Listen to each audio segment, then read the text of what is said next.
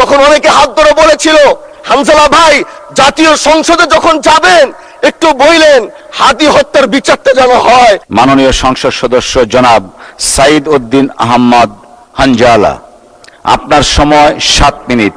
ধন্যবাদ। আসসালামু আলাইকুম ওয়া রাহমাতুল্লাহি ওয়া বারাকাতুহু। মাননীয় স্পিকার, আপনাকে ধন্যবাদ।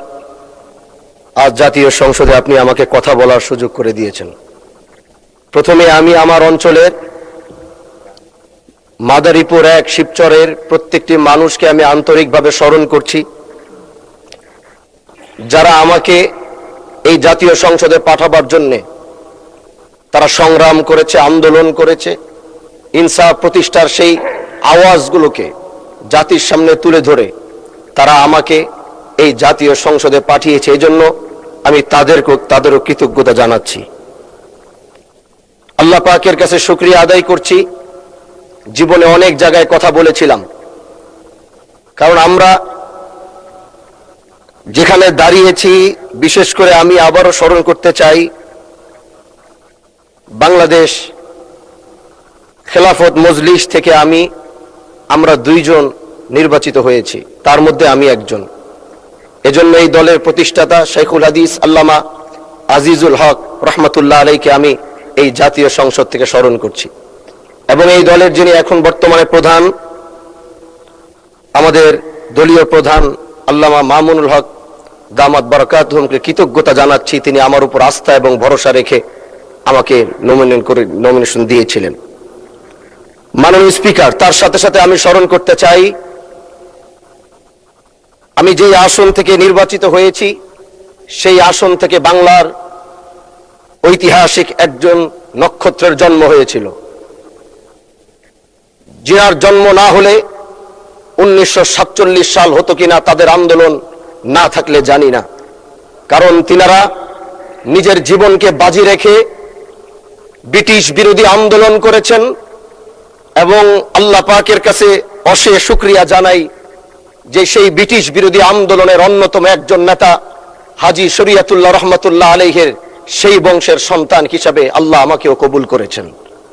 মাননীয় স্পিকার, হাজী শরীয়তুল্লাহর কথা যদি বলতে হয়, তিনি যেভাবে এই দেশকে অন্যায় অবিচার মুক্ত করার জন্য, এদেশের মানুষ ছিল নির্যাতিত, এদেশের কৃষকরা ছিল নির্যাতিত, এদেশের মুসলমানরা ছিল নির্যাতিত।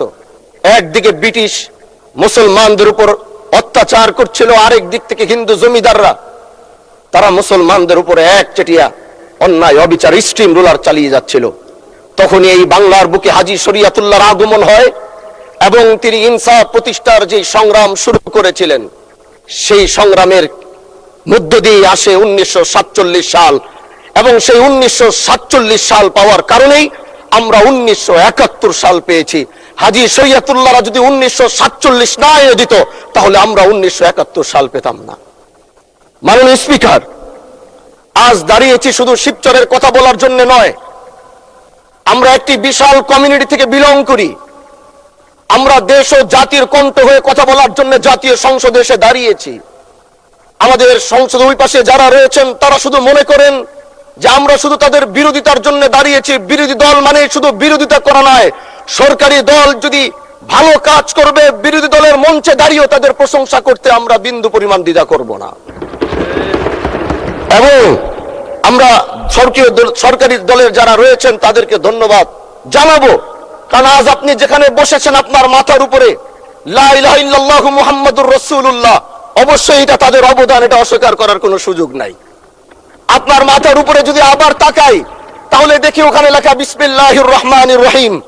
এই লেখা দেখলে আমাদের ভালো লাগে, এগুলো আমরা ফেরত পেয়েছি। সরকারি দলের প্রশংসা যদি করতে হয় তাহলে আমরা এইভাবে করব।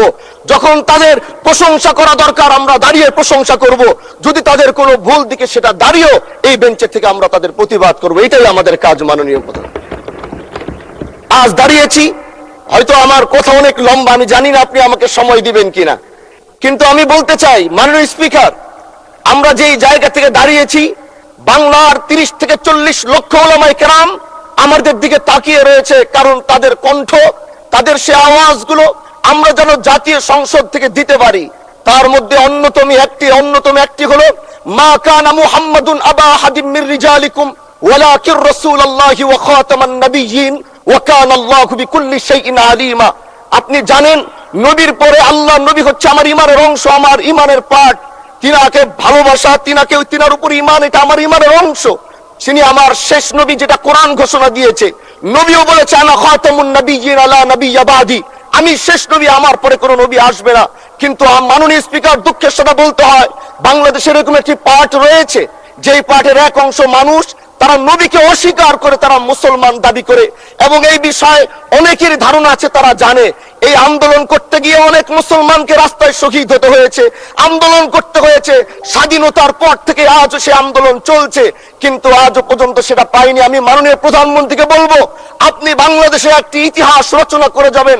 আপনার মাধ্যমে যদি এটা স্বীকৃতি পায়, যারা নবীকে অস্বীকার করে তারা কোনোদিন মুসলমান থাকতে পারে না, এটা আইনের মাধ্যমে, এটা বাংলাদেশের পার্লামেন্ট থেকে ঘোষণা হবে, সেটা আমরা চাই। মাননীয় স্পিকার, আরেকটি কথা, আপনি জানেন আমরা আমাদের নবীকে সবচেয়ে বেশি ভালোবাসি, যিনি আখিরি নবী, যাকে বলা হয়েছে ওয়ামা আরসালনাকা ইল্লা রাহমাতাল লিল আলামিন। আমরা বারবার দেখছি কিছুদিন পর পর কারা যেন কিভাবে এসে আল্লাহ নবীর শানে কটূক্তি করে, নবীকে নিয়ে অশ্লীল ভাষায় গালিগালাজ করে, নবীর শানে কটূক্তি করে। এই আন্দোলন, এই সংগ্রাম করতে গিয়ে আপনিও মাননীয় স্পিকার দেখেছেন, রাস্তাঘাটে আন্দোলন করতে গিয়ে কত মানুষ মৃত্যুবরণ করেছে। যদি একবার বাংলাদেশের আইনে, কারণ মুসলমান যদি আমাদের বাংলাদেশের পার্সেন্টেজ অনুযায়ী আমাদের অবশ্যই মুসলমানদের সংখ্যা এই দেশে অনেক বেশি। আমরা তো অন্য কিছু চাচ্ছি না। এই দেশের মানুষ নামাজ না পড়লেও যদি কেউ নবীকে কটূক্তি করে, তার কলিজা ছিঁড়ে যায়, সে রাজপথে নেমে যায়। আমি বলবো, যারা নবীকে কটূক্তি করে, নবীর নামে গালিগালাজ করে, এদের মৃত্যুদণ্ড, এই আইনটাও যেন বাংলাদেশের এই সংসদ থেকে পাশ করা হয়। মাননীয় স্পিকার, এই কথাগুলো বলতে গিয়ে অনেক কথা হারিয়ে যাচ্ছে।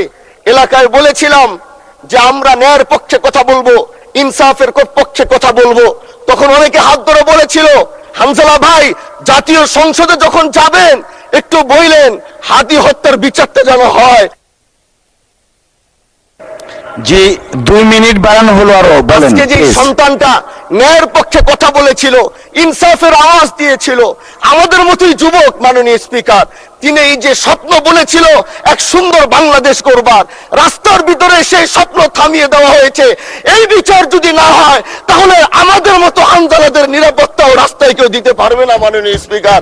এজন্য আপনার মাধ্যমে আমি বলতে চাই, হাদি হত্যার বিচার যেন সুনিশ্চিত করা হয় মাননীয় স্বরাষ্ট্রমন্ত্রীর মাধ্যমে। মাননীয় স্পিকার, আর একটি কথা, আমি আর বেশি লম্বা দীর্ঘ আলোচনা করব না। আমার এলাকার মাদক নিয়ে বড় মুশকিলে আছি, প্রশাসনের সেই সহযোগিতা আমি পাচ্ছি না। একদিক থেকে আমি নিজে মাদক বিরোধী সংগ্রামে নিজে রাস্তায় নেমে মাদকের বিরুদ্ধে আমি নিজে অভিযান চালিয়েছি।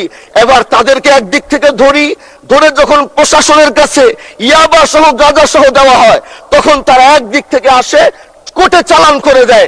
একদিক থেকে গোটা দেশ বলছে এই দেশ মাদক মুক্ত করতে হবে, আরেক দিক থেকে যখন তাদেরকে আমরা কোর্টে চালান করছি, 3 দিন থেকে 4 দিনের মাথায় জামিন নিয়ে এলাকায় এসে আবার মাদক ব্যবসা করছে। এই জন্য মাননীয় আইনমন্ত্রীকে বলবো, আপনি এই ইয়াবা গাঁজা যেই বড় বড় নেশাগুলো আমাদের দেশে বেশি সচরাচর চলছে, এই বিষয়ে আইনটাকে আরেকটু মজবুত যদি করবেন, তাহলে আমরা মনে করব আমরা এই দেশ, এই সমাজটাকে আমরা হয়তো আগামীর বাংলাদেশ, আগামীর যারা যুবক, মাননীয় স্পিকার, আপনার খারাপ লাগবে, যুবকগুলো গ্রামের তারা ধ্বংস হয়ে যাচ্ছে। আমাদের চোখের সামনে যখন একজন যুবক ধ্বংস হয়ে যায়, এটা অন্যরা মেনে নিতে পারলেও আমাদের পক্ষে মারা বড় কষ্ট হয়ে যায়। আমরা দেশটাকে বাঁচাতে চাই, আমরা আগামীতে ওরকম কিছু যুবক তৈরি করতে চাই, যারা নেশা ধরবে না, তারা পড়াশোনা করবে, তারা দেশের জন্য ফিকির করবে। মাননীয় স্পিকার, আমি সত্যের পক্ষে থাকবো, আমি অন্যায়ের বিরুদ্ধে সোচ্চার থাকবো, আমি গণমানুষের কণ্ঠ হয়ে করব। আমি এমন। ধন্যবাদ মাননীয় সদস্য, অসংখ্য ধন্যবাদ।